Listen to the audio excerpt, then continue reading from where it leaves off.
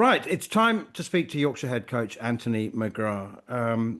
With lots and lots and lots to talk about, as there usually is with Yorkshire, and most of it's good news these days.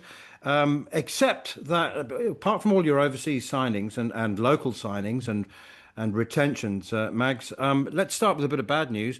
You were due to have a pre-season camp in the UAE, weren't you? And I don't think it's just you that isn't going to get there now. In fact, most people are trying to get out. Yeah, obviously with what's going on in the world. Yeah, we were going on Saturday for a 2 week camp. I think ourselves, Durham, Notts and Somerset. So yeah, it's pretty fluid at the moment. We're just trying to firstly get our players home safely from where they ever are, and then just make plans and do what best we can really leading up to the season. So it's unfortunate, but there's more important things going on. So we just want obviously everyone home safe, and then we'll make a plan from there. Mike, you finished seventh last year. I mean, how does the sort of you go from finishing seventh in pre-season to get yourselves in a position to sort of challenge again, and your reflections on that last season going into this one? Yeah, I mean, we had a bit of a tough start. I think the way we finished was really pleasing. The second half of the season, particularly in the Championship, we didn't lose a game. I think we were only 2 or 3 points off fourth. So obviously not what we want to be, but I think we showed, signs that we have got the core of a good team. I think for the players' point of view, to be fair, they've had a lot of change over the last few years. So another new coach coming in and new coaching staff, we probably asked them to do a few different things. So it probably took them a little bit of time to get used to that. And I think the pitches army were the big thing. There've been a lot of draws at Headingley in the county championship the last few years. So we did leave a little bit more live grass on there just to make it carry. And we got some more results at Headingley, which was pleasing, but we came on the wrong side of a couple of them. So I think it's just making sure we get the best wickets possible, but also, it's entertaining for everyone who comes to watch. Max, let's just go through some of the new faces that fans will be looking forward to see. Jhye Richardson and Logan van Beek have been signed for the first block of championship matches, I think. Moeen Ali is going to be an exceptionally exciting addition for the Blast. And James Wharton, Jack White, Matthew Reeves been re-signed. So there's I don't know. Talk us through the thinking behind the overseas signings and how it feels to sort of retain some of your most talented younger players on sort of long-term contracts. Yeah, I mean, one of the main things going into the off-season, we were probably short in depth seam-wise, so that's the idea behind quite a few of the overseas. We lost Jordan Thompson and Matt Milnes, who were obviously two big experienced players for us. So to get someone of Jhye's reputation, I know he's had some injury problems last couple of years, but he's really exciting, and I think he'll be a big addition for us. Logan's obviously played quite a lot of county cricket and very useful with the bat as well. So I think the two we've lost there, that comes in and kind of replaces them. And then, yeah, on the white ball signings and the retentions, I think, we probably knew we had a little bit of work to do 12, 18 months ago, and we just want to try and make the depth of squad the best we can possibly be. And I think we're keeping our, young up and coming players on longer contracts. An addition of Sam Whiteman, who gives us some experience. I think, it looks pretty exciting on paper, going into the new season. Mags, you've got a lot of young players, and they're all bats. Where's the bowlers gone? I mean, growing up playing against Yorkshire, I mean, it would be no fun for you lot in the nets. But every time you turned up, you'd have Esso going. You'd see which four are playing, and Esso would be standing on the sideline going, "We've got four better than them." That's playing in the game. So where's all the bowlers gone? Not just in Yorkshire, but just in general, because you're in the coaching system. And I mean, you scratch your head around now and finding a group of fast bowlers where you growing up at Yorkshire, you had a million. Where have they all gone? Yeah, it's a good question. I mean, wasn't just Yorkshire as well, wasn't it? I mean, you'd come to Durham and there'd be 8 or 9 around the country. So I think everyone's searching for, seam bowlers and quality seam bowlers. I think some of it's a little bit of a cycle thing, but I just think, where the game is now, the shorter form of the game, getting lads to running day in, day out in red ball cricket is hard yakka. And I think sometimes the decision's made to protect them pretty early on, and you don't see that robustness or them coming through as quick as they once did, because you'd always see when we played, didn't you? 17, 18, 19, 20-year-old had come from nowhere, few of them with a ball, whereas you don't see it as much now. Having said that, we have got 2 or 3 lads coming through who are in around that age now, who were all 6'5", 6+, got a bit of pace, got some good skills. So, we're really trying to not just fast track them, but get them involved with our professional squad as well. So that's some good news on the horizon going forward for us. Mags, old chestnut for you. But on the subject of Jhye Richardson signing, there is yet again talk about the validity of signing Australians in an Ashes summer. He could well be part of Australia's next Ashes squad, given the age of some of the big names. So there's that old chestnut. And also on the subject of international cricketers, how much are you expecting or hoping to have of Joe and Harry in April and May? Yeah, well, firstly on the overseas, I mean, I just think in any sport, you see it in the Premier League and county cricket, it's no different. We want the best players playing because it helps the competition, not just the quality, but the eyes on it as well. And yes, you could say Australia or whoever country send the players over, but it helps our players as well because they get a good look at them. They're playing with better players. You look at the IPL, yes, it's helped loads of foreign imports earn a lot of money, but look at the young Indian players come through and what they've got from it. So I'd rather see a more of a positive spin on it, and let's make our competition as good as possible, and let's get our England players playing it as well, because then it'd be a really good competition.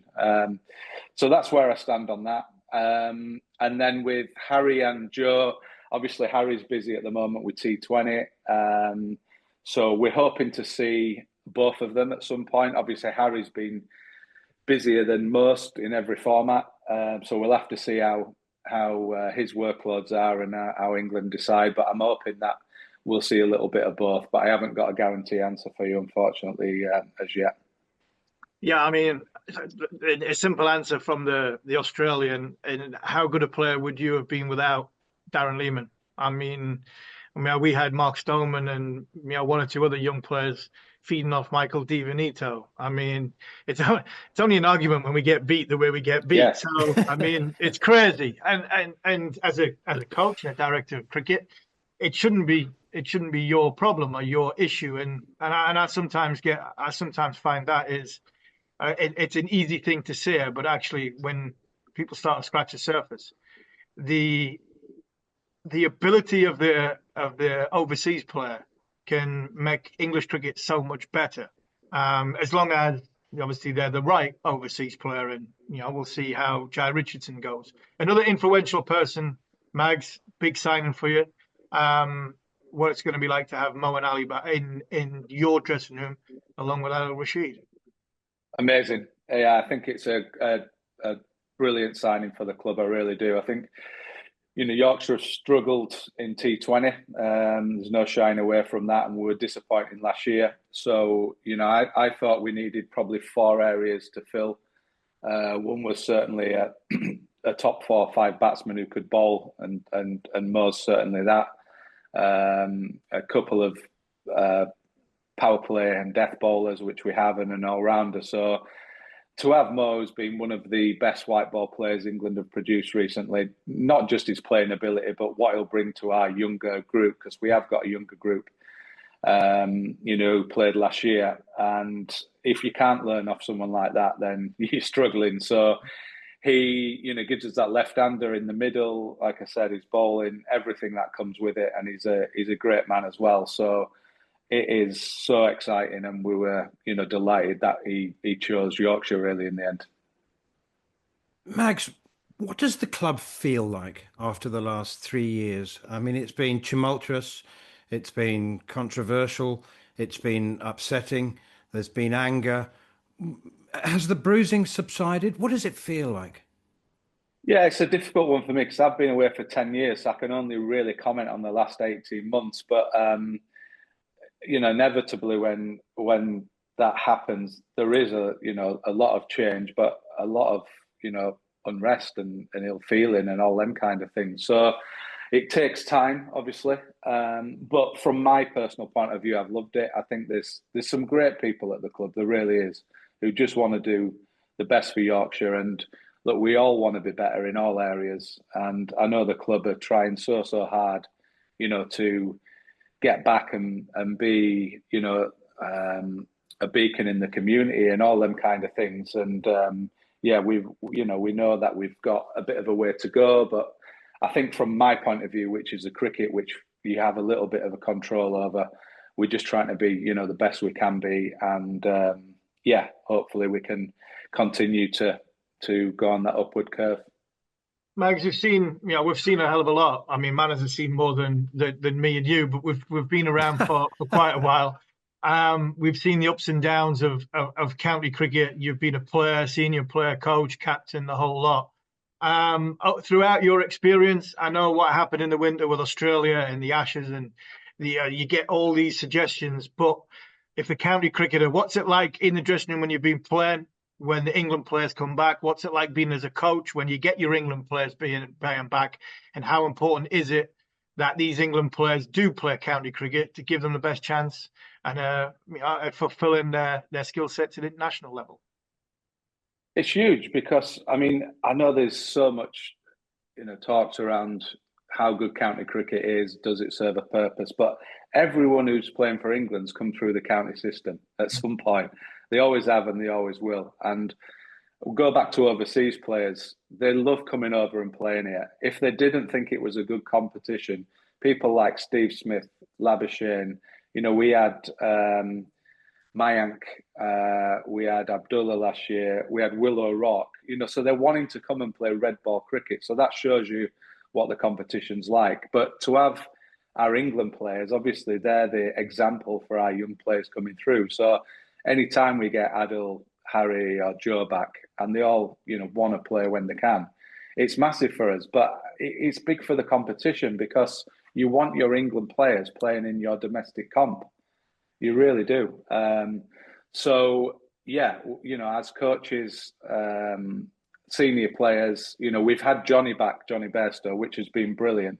He's kind of fallen out of his England contract, but he's been so passionate to play, and you can just see the impact that has on the younger players. To play with someone like Johnny Bairstow, who's played over 100 times in every form, it's huge. So we need the England players to come and play, and we need a bit more positivity than the negativity because, you can throw a stick at county cricket, but it can't be blamed for other teams' performances. It's just ridiculous. It doesn't make any sense. So, look, we want to help the England team, of course, because we want the national team to do well, and we've all got players from our own counties in there. But it needs to be a better partnership for me. It needs a bit of help, and slagging each other off is not going to help. We need to find a way to make it work, be more efficient, and make England as good as it can be, as well as making the county strong. Mags, finally, I know you don't have to do warm-ups and warm-downs anymore, but clearly the fire and the enthusiasm still burn very deeply in you, don't you? You still got your love and passion for the game. Absolutely, yeah. I love it, honestly. I think I've been lucky to play and then to coach now and be still involved. But yeah, I mean, it's a bit of a cheesy cliche, but I love the coaching part of it. I just got the bug straight away, and to be back at Yorkshire now with the team we've got, it's just really exciting. So I'm, honoured, really, I guess, to be in this position, and don't want to waste that opportunity.